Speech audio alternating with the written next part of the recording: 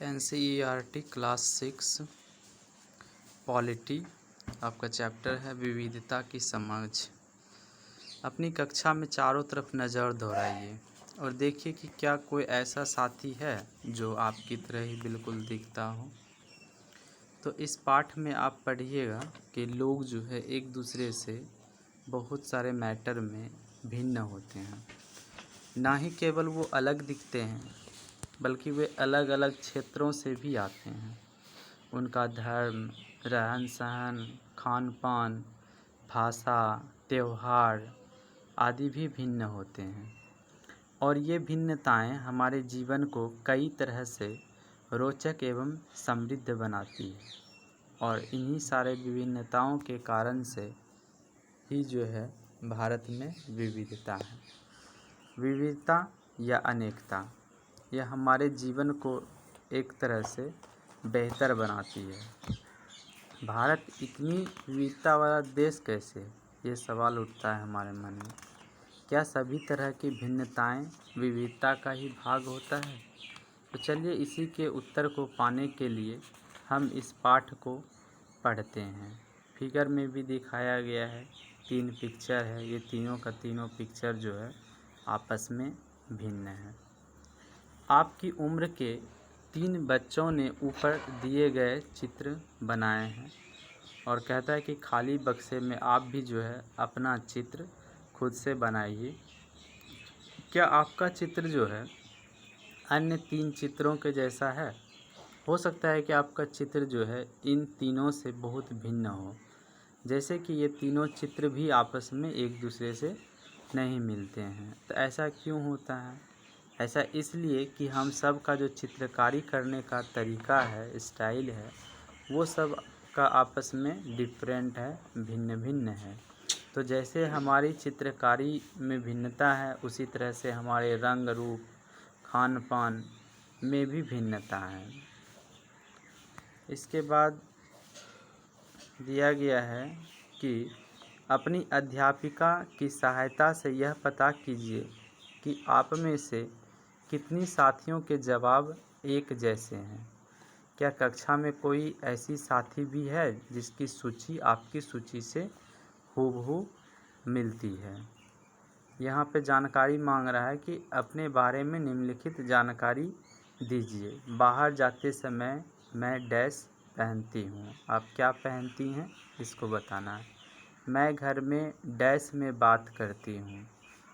मेरा पसंदीदा खेल डैश है। मुझे डैश के बारे में किताबें पढ़ना पसंद है। आगे बढ़ते हैं। हालांकि ऐसा होगा कि कई साथी के कुछ जवाब आपके जवाब से मिलते जुलते होंगे। कितने साथियों को आपके जैसे किताब पढ़ना पसंद है? आपकी कक्षा के विद्यार्थी कुल मिलाकर कितनी भाषाएं बोलते हैं? इनसे अब तक आपको यह अंदाज़ा हो गया होगा कि कई मामलों में आप अपने साथियों की तरह हैं और कई मामलों में आप उनसे बिल्कुल भिन्न हैं। कुछ मैटर में मेल खाता है, कुछ मैटर में मेल नहीं खाता है। अब ये टॉपिक है दोस्ती करना। क्या ऐसे इंसान से दोस्ती करना आपके लिए आसान होगा जो आपसे बहुत ही भिन्न है? तो यहाँ पे एक कहानी दिया गया है, इसको पढ़ना है और इस मैटर पे सोचना है। तो मैंने इसे एक मजाक की तरह लिया। मजाक जो कि फटे पुराने कपड़े पहने उस छोटे से लड़के के लिए था जो जनपद के भीड़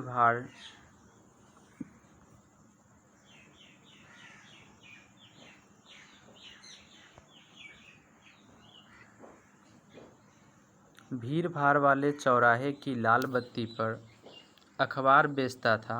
मैं जब भी वहाँ से साइकिल से गुजरता, वह अंग्रेजी का अखबार हाथ में लहराते हुए मेरे पीछे भागता और उस दिन की सुर्खियों को हिंदी अंग्रेजी के मिले जुले शब्दों में चिल्लाकर सुनाता रहता। इस बार मैं पटरी के सहारे रुका और मैंने उससे हिंदी का अखबार मांगा। उसका मुंह खुला का खुला रह गया। उसने पूछा, मतलब आपको हिंदी आती है? बिल्कुल, मैंने अखबार के पैसे देते हुए कहा। क्यों, तुमने क्या सोचा? वह रुका। पर आप लगते तो बड़े अंग्रेज़ हैं, उसने कहा। मतलब कि आप हिंदी पढ़ भी सकते हैं? फिगर में भी वही चीज़ दिखाया गया है। हाँ, बिल्कुल पढ़ सकता हूँ। इस बारे में थोड़ा अधीर होते हुए बोला, मैं हिंदी बोल सकता हूँ, पढ़ सकता हूँ और लिख भी सकता हूँ। मैंने स्कूल के दूसरे सब्जेक्ट के साथ हिंदी पढ़ी है। सब्जेक्ट? उसने पूछा। अब जो कभी स्कूल नहीं गया उसको मैं क्या समझाता कि सब्जेक्ट क्या होता है। वह कुछ होता है। मैंने शुरू किया ही था कि बत्ती हरी हो गई और मेरे पीछे गाड़ियों के हॉर्न का शोर 100 गुना बढ़ गया। मैंने भी अपने आप को ट्रैफिक के साथ आगे बढ़ने दिया। अगले दिन वह फिर से वहाँ पर था। वह मुस्कुरा रहा था और मेरी तरफ हिंदी का अखबार बढ़ाते हुए उसने कहा, भैया आपका अखबार। अब बताइए ये सब्जेक्ट क्या चीज़ है? अंग्रेजी का यह शब्द उसकी ज़बान पर अजीब लग रहा था। ऐसा लगा मानो अंग्रेजी में सब्जेक्ट शब्द का जो दूसरा अर्थ है प्रजा, उस अर्थ में वह उसका प्रयोग कर रहा है। ओह, यह कुछ पढ़ाई लिखाई से संबंधित है, मैंने कहा। उसके बाद चूँकि बत्ती लाल हो गई थी सो मैंने पूछा, तुम कभी स्कूल गए हो? कभी नहीं, उसका जवाब था। फिर बात बढ़ाते हुए उसने गर्व से कहा, मैं जब इतना ऊंचा था तभी से मैंने काम करना शुरू कर दिया था। उसने मेरी साइकिल की गद्दी के बराबर अपने आप को नापा। पहले मेरी माँ के साथ आती थी लेकिन अब मैं अकेले ही कर लेता हूँ। अभी तुम्हारी माँ कहाँ है? हमने उनसे कहा। पर तब तक बत्ती हरी हो गई और मैं चल पड़ा। मैंने उसे अपने पीछे कहीं से चिल्लाते हुए सुना। वह मेरठ में है और उसके साथ बाकी फिर ट्रैफिक के शोरगुल की वजह से सुनाई नहीं पड़ा। मेरा नाम समीर है, उसने अगले दिन कहा और बड़े शर्माते हुए मेरा भी नाम उसने पूछा। आपका नाम? यह तो बड़े आश्चर्य की बात थी। मेरी साइकिल डगमगाई। मेरा नाम भी समीर है, मैंने बताया। क्या उसकी आंखें एकदम से चमक उठी? हाँ, मैंने मुस्कुराते हुए कहा। तुम्हें पता है समीर का अर्थ क्या है? हवा, पवन। और पवन पुत्र कौन है जानते हो? हनुमान। तो अब से आप समीर 1 और मैं समीर 2, उसने खूब खुश होते हुए कहा। हाँ ठीक है, मैंने जवाब दिया और अपना हाथ आगे बढ़ाया। हाथ मिलाओ समीर 2। नाम हो गया ना, एक का समीर 1, एक का नाम हो गया समीर 2। उसका छोटा सा हाथ मेरे हाथ में एक नन्ही चिड़िया की तरह समा गया। मैं साइकिल चलाकर आगे बढ़ चुका था पर उसके हाथ की गर्माहट अब तक महसूस कर रहा था। अगले दिन उसके चेहरे पर उसकी चिर परिचित मुस्कान नहीं थी। मेरठ में बड़ी गड़बड़ हो गई है, उसने कहा। वहाँ दंगों में बहुत लोग मारे गए हैं। मैंने मुख्य अखबार की सुर्खियों की तरफ देखा। बड़े बड़े अक्षरों में लिखा था, सांप्रदायिक दंगे। लेकिन समीर, मैंने शुरू किया ही था, मैं मुस्लिम समीर हूँ, वह बोल पड़ा। और मेरे सभी लोग मेरठ में हैं। उसकी आंखें भर आई। जब मैंने उसके कंधे पर हाथ रखा उसने नज़र ऊपर नहीं उठाई। अगले दिन वह चौराहे पर नहीं था, न उसके अगले दिन वह दिखा, न आगे। फिर कभी अंग्रेज़ी या हिंदी का कोई अखबार मुझे नहीं बता सकता कि मेरा समीर 2 आखिर कहाँ गया। मतलब शायद दंगा में उसको मार दिया गया। जहाँ समीर 1 को अंग्रेज़ी ज़्यादा अच्छी आती है वहीं समीर 2 को हिंदी बोलना ज़्यादा पसंद है। और दोनों का भाषा अलग अलग है, फिर भी दोनों एक दूसरे से बात कर पाए। उन्होंने इसके लिए प्रयास किया क्योंकि उसके लिए बात करना महत्वपूर्ण था। समीर 1 और समीर 2 की धार्मिक व सांस्कृतिक पृष्ठभूमियाँ भी अलग हैं। जहाँ समीर 1 हिंदू है वहीं समीर 2 मुसलमान है। दोनों में दोस्ती हुई क्योंकि दोनों दोस्ती करना चाहते थे। खान पान, पहनावा, धर्म, भाषा आदि की ये भिन्नताएं विविधता के पहलू हैं। अपनी विविध धार्मिक और सांस्कृतिक पृष्ठभूमियों के अलावा समीर 1 और समीर 2 कई अन्य मामलों में भी एक दूसरे से अलग। उन त्यौहार का कहता है सूची बनाइए जो हो सकता है कि समीर 1 और समीर 2 मनाते हों। समीर 1 कौन कौन सा फेस्टिवल मना रहा है, समीर 2 कौन कौन सा फेस्टिवल मना रहा है। क्या आप ऐसी किसी परिस्थिति के बारे में सोच सकती हैं जब आपने उससे दोस्ती की जो आपसे बहुत अलग हो। इसका वर्णन भी कहता है एक कहानी के रूप में करिए। कहानी पे वापस आते हैं। उदाहरण के लिए समीर 1 ने स्कूल में पढ़ाई की थी, जबकि समीर 2 क्या करता था, अखबार बेचता था। समीर 2 को तो कभी स्कूल जाने का मौका ही नहीं मिला था। आपने संभवतः अपने इलाके में कई ऐसे लोगों को देखा होगा जो गरीब क्या बहुत ही गरीब हैं और जिनको भोजन, घर और कपड़े की ज़रूरत भी पूरी नहीं हो पाती, यानी रोटी, कपड़ा और मकान तक भी उसको नसीब नहीं है। यह फ़र्क उस फ़र्क से अलग है जिसके बारे में हमने पहले पढ़ा। यह विविधता का रूप नहीं है, बल्कि क्या है, गैर बराबरी का रूप है। गैर बराबरी का मतलब है कि कुछ लोगों के पास ना अवसर है और ना ही ज़मीन या पैसे जैसे संसाधन जो दूसरों के पास है। इसीलिए गरीबी और अमीरी विविधता का रूप नहीं है, यह लोगों के बीच मौजूद असमानता यानी गैर बराबरी है। जाति व्यवस्था असमानता एक और उदाहरण है। इस व्यवस्था में समाज को अलग अलग समूहों में बांटा गया है। इस बंटवारे का आधार था कि लोग किस किस तरह का काम करते हैं। लोग जिस जाति में पैदा होते थे उसे बदल नहीं सकते थे। उदाहरण के लिए, अगर आप कुम्हार के घर में पैदा हो गई तो आपकी जाति क्या हुआ, कुम्हार ही होती है। आप बस वही बन जाती थी।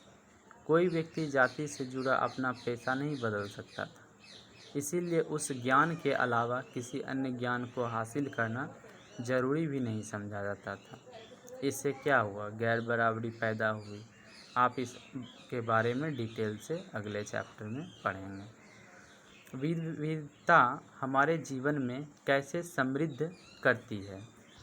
जैसे कि समीर 1 और समीर 2 दोस्त बने, ठीक वैसे ही आपकी भी सहेलियां होंगी जो आपसे बहुत अलग होंगी।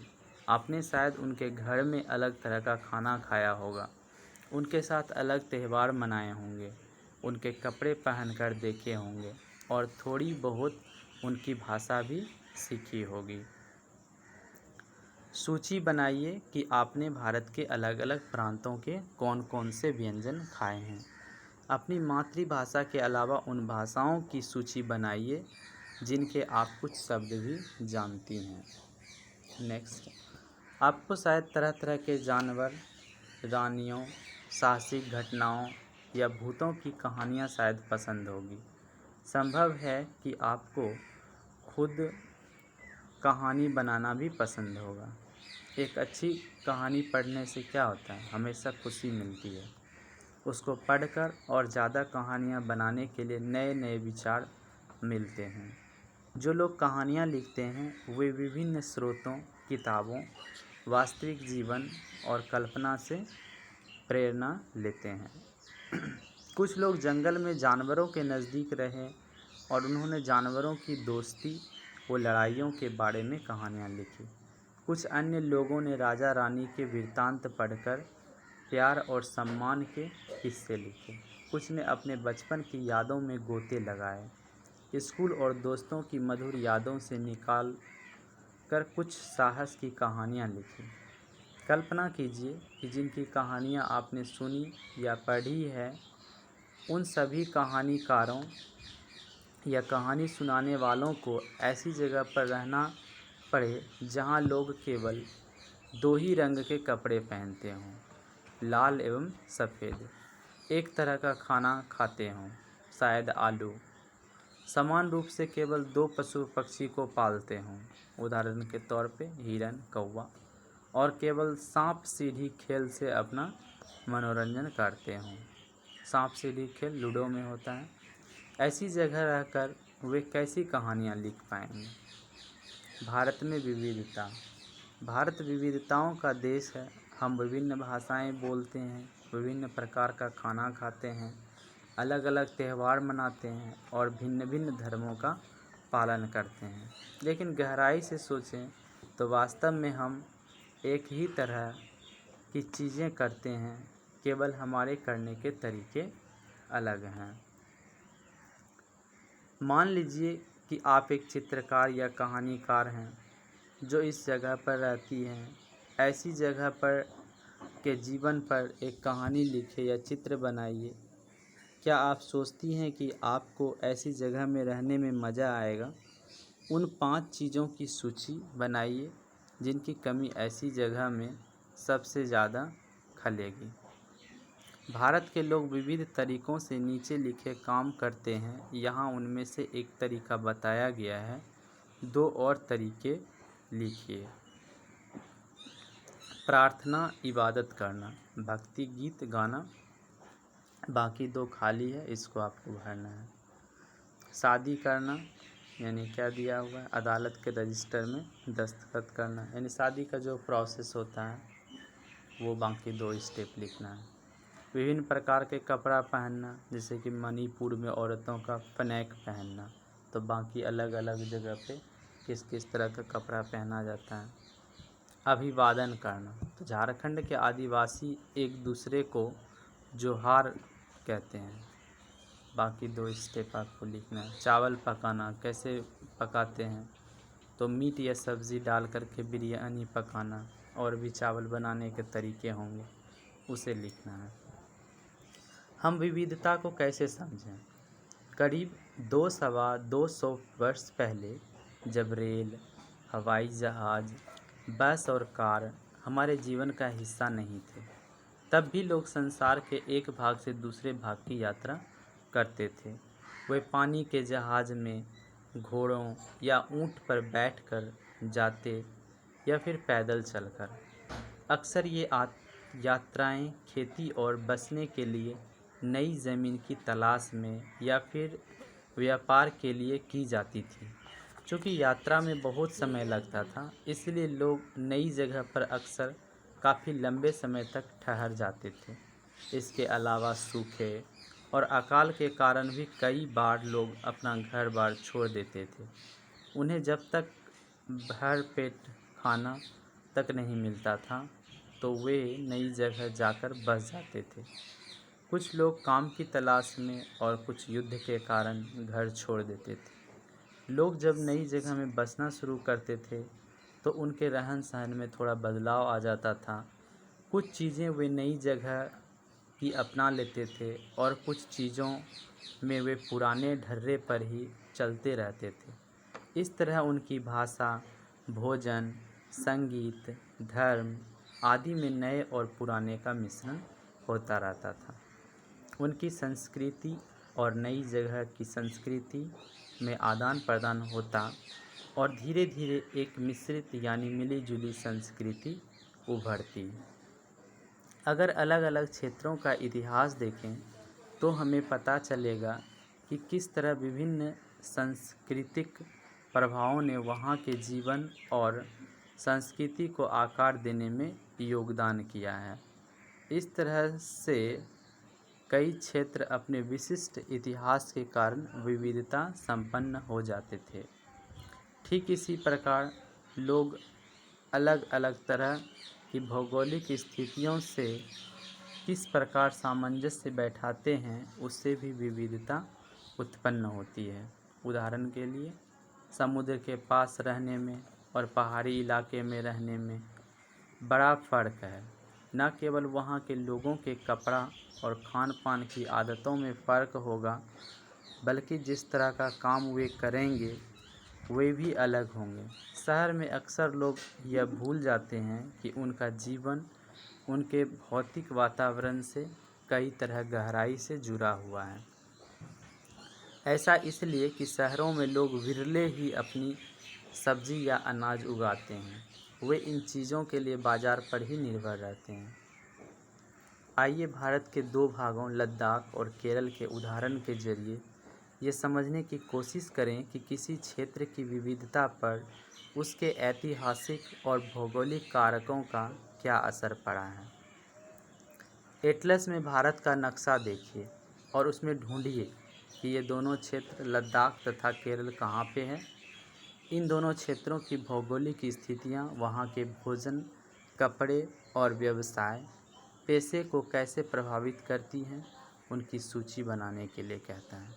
फिगर में देखिए, लद्दाख ऊंचे पहाड़ों वाला रेगिस्तानी इलाका है। लद्दाख जम्मू और कश्मीर के पूर्व में पहाड़ियों में बसा एक रेगिस्तानी इलाका है। यहाँ पर बहुत ही कम खेती संभव है क्योंकि इन क्षेत्र में बारिश बिल्कुल नहीं होती और यह इलाका हर वर्ष काफ़ी लंबे समय तक बर्फ़ से ढका रहता है। इस क्षेत्र में बहुत ही कम पेड़ उग पाते हैं। पीने के पानी के लिए लोग गर्मी के महीने में पिघलने वाली बर्फ़ पर निर्भर रहते हैं। यहाँ के लोग एक ख़ास किस्म की बकरी पालते हैं जिससे पश्मीना ऊन मिलता है।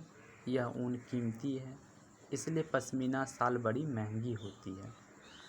लद्दाख के लोग बड़ी सावधानी से इस ऊन को इकट्ठा करके कश्मीर के व्यापारियों को बेच देते हैं। मुख्यतः कश्मीर में ही पश्मीना शालें बुनी जाती हैं।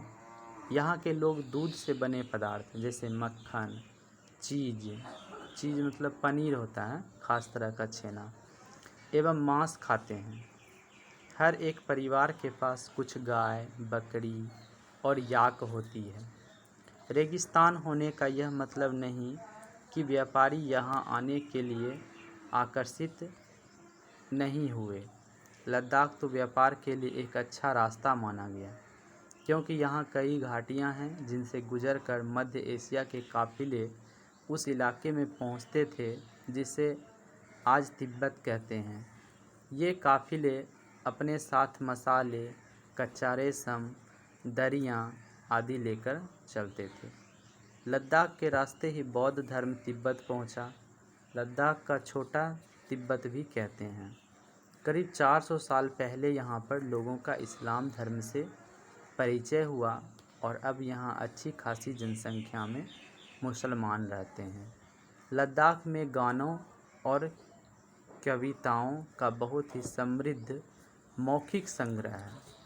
तिब्बत का ग्रंथ केसर सागा लद्दाख में काफ़ी प्रचलित है। उसके स्थानीय रूप को मुसलमान और बौद्ध दोनों ही लोग गाते हैं और उस पर नाटक खेलते हैं। फिगर में दिखाया गया है पश्मीना शाल बुनती हुई औरतें। केरल भारत के दक्षिण पश्चिमी कोने में बसा हुआ राज्य है। यह एक तरफ समुद्र से घिरा हुआ है और दूसरी तरफ पहाड़ियों से। इन पहाड़ियों पर विविध प्रकार के मसाले जैसे काली मिर्च, लौंग, इलायची आदि उगाए जाते हैं।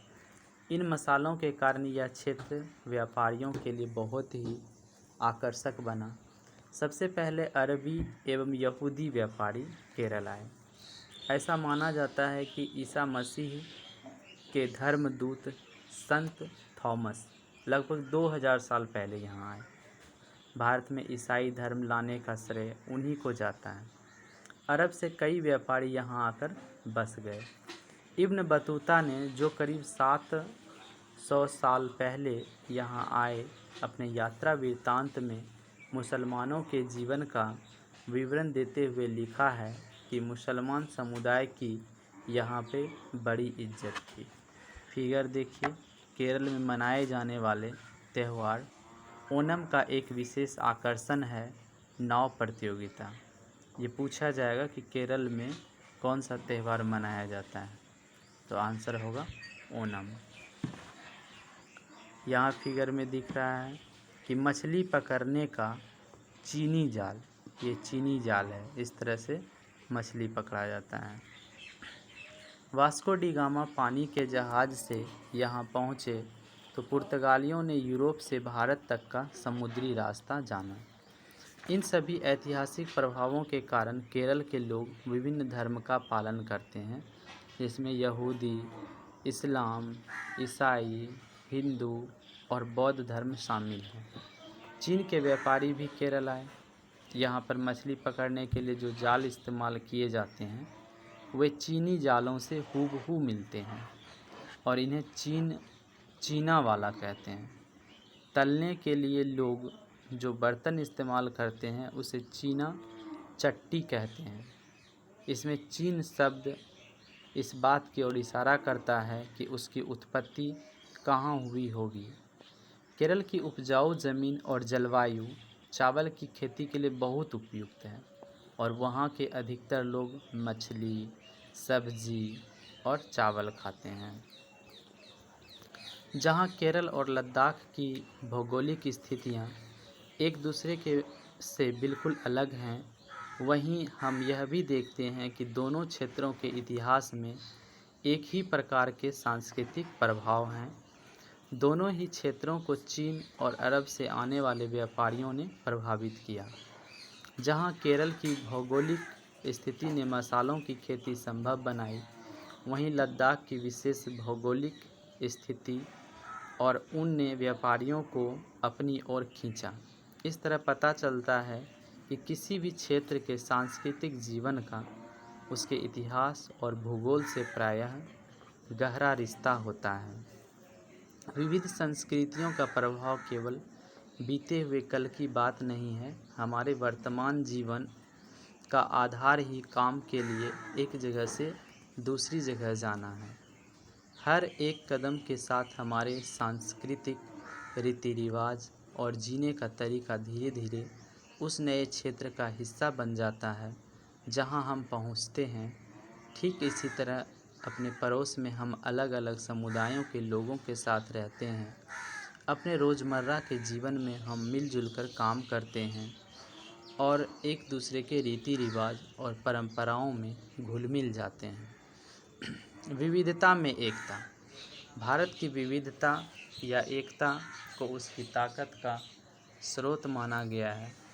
जब अंग्रेज़ों का भारत पर राज था तो विभिन्न धर्म, भाषा और क्षेत्र की महिलाओं और पुरुषों ने अंग्रेज़ों के खिलाफ मिलकर लड़ाई लड़ी थी। भारत के स्वतंत्रता संग्राम में अलग अलग परिवेशों के लोग शामिल थे। उन्होंने एकजुट होकर आंदोलन किया, इकट्ठे जेल गए, अंग्रेज़ों का अलग अलग तरीक़ों से विरोध किया। अंग्रेज़ों ने सोचा था कि वे भारत के लोगों में फूट डाल सकते हैं क्योंकि उनमें काफ़ी विविधताएं हैं और इस तरह उनका राज चलता रहेगा। मगर लोगों ने दिखला दिया कि वे एक दूसरे से चाहे कितने भी भिन्न हों, अंग्रेज़ों के खिलाफ लड़ी जाने वाली लड़ाई में वे सब एक थे।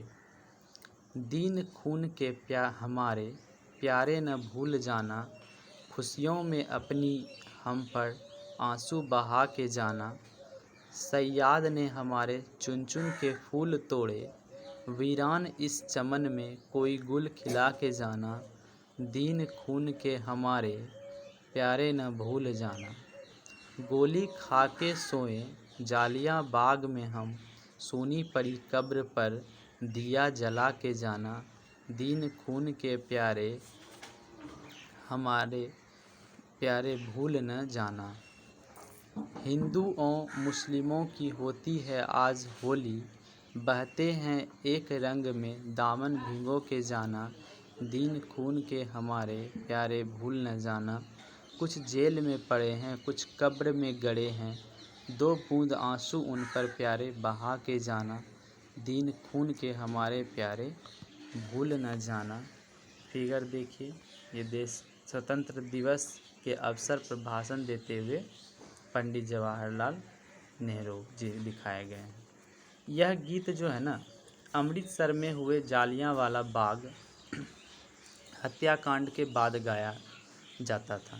इस हत्याकांड में एक ब्रिटिश जनरल ने उन शांति प्रिय निहत्थे लोगों पर खुलेआम गोलियां चलवा दी थी जो बाग में इकट्ठे होकर के सभा कर रहे थे। महिला, पुरुष, हिंदू, मुस्लिम एवं सिख, कितने सारे लोग थे जो अंग्रेज़ों की पक्षपातपूर्ण नीति का विरोध करने के लिए जमा हुए थे। उसमें से बहुत लोगों की जानें गईं और उससे भी ज़्यादा घायल हुए। यह गीत उन्हीं शहीदों की याद में गाया गया था। स्वतंत्रता संग्राम के दौरान उभरे गीत और चिन्ह विविधता के प्रति हमारा विश्वास बनाए रखते हैं। क्या आप भारतीय झंडे की कहानी जानती हैं? स्वतंत्रता संग्राम के दौरान ही भारत के झंडे की परिकल्पना की गई थी। इस झंडे को सारे भारत में लोगों ने अंग्रेज़ों के खिलाफ इस्तेमाल किया था। जवाहरलाल नेहरू ने अपनी किताब भारत की खोज में लिखा कि भारतीय एकता कोई बाहर से थोपी हुई चीज़ नहीं है, बल्कि यह बहुत ही गहरी है, जिसके अंदर अलग अलग तरह के विश्वास और प्रथाओं को स्वीकार करने की भावना है। इसमें विविधता को पहचाना और प्रोत्साहित किया जाता है। यह नेहरू ही थे जिन्होंने भारत की विविधता का वर्णन करते हुए अनेकता में एकता का विचार हमें दिया। रविन्द्रनाथ टैगोर द्वारा रचित हमारा राष्ट्रगान भी भारतीय एकता की ही एक अभिव्यक्ति है। राष्ट्रगान किस तरह से एकता का वर्णन करता है, इसे आपको अपने शब्दों में लिखना है। अभ्यास प्रश्न देखते हैं। अपने इलाके में मनाए जाने वाले विभिन्न त्योहारों की सूची बनाइए। इनमें से कौन से त्यौहार सभी समुदाय द्वारा मनाए जाते हैं?